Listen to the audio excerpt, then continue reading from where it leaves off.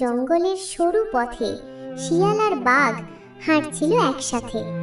শিয়াল সবসময়ের মতোই চঞ্চল, মুখে এক রাশ হাসি।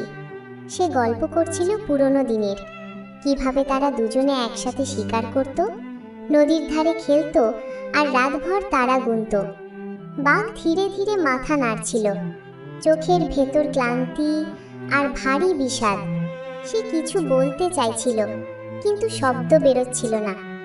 শিয়াল বুঝতেই পারছিল না তার সেরা বন্ধুটি আসলে কেমন কষ্টে আছে।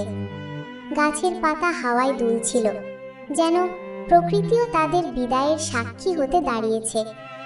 অবশেষে শিয়াল থেমে বাঘকে জিজ্ঞেস করল, বন্ধু, তুমি এত চুপচাপ কেন? বাঘ একটুখানি হাসল।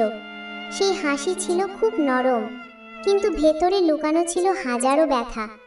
সে ধীরে বলল, হয়তো এটাই আমাদের শেষ হাঁটা একসাথে। আমি আর বেশি দিন থাকবো না। শিয়ালের চোখ ভিজে উঠল, তার হাসি মিলিয়ে গেল এক নিমেষে। হাওয়ায় দুলতে থাকা পাতাগুলো যেন কাঁদতে লাগলো। সেদিন জঙ্গলের পথ ধরে তারা হাঁটল শেষবারের মতো। শিয়াল চুপচাপ বাঘের পাশে হাঁটছিল, আর বাঘ প্রতিটি পদক্ষেপে বিদায়ের ছাপ রেখে যাচ্ছিল।